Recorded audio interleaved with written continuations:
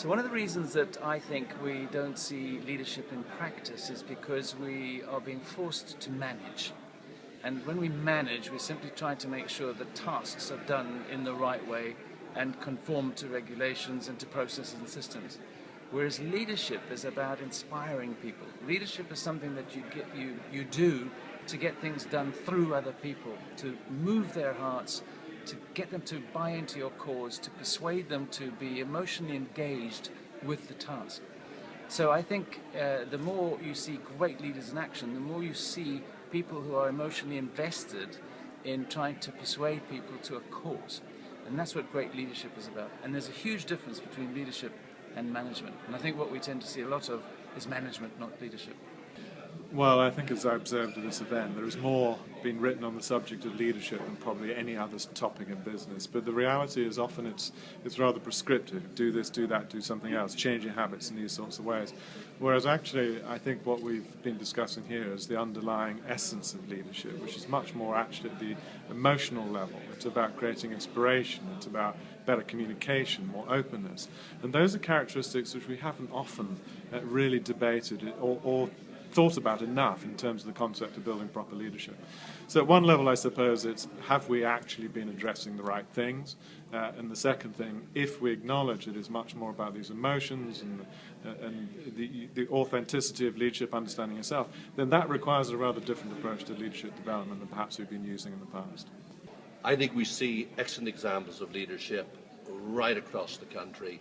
But very often we see it manifested in the enthusiasm of employees, the engagement of employees, or customer satisfaction. Ultimately, that's where leadership manifests itself, is in the behaviour engagement of employees. So we're living in a world of radical transparency, and radical transparency brings with it radical speed. So in this world of huge speed, we have to create organizations which are far more agile, far more capable of responding to the kind of speed that we're dealing with every day. That means that leadership has to exist everywhere in the organization, and that means that everybody has to, in some shape or form, be a leader.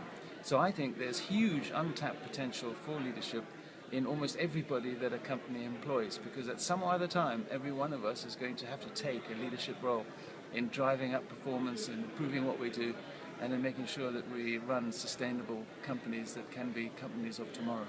I think the untapped potential of leadership capability actually lies at all levels. I mean, I have always made the point that leadership needs to happen at every level, from first-line supervision right to the very top.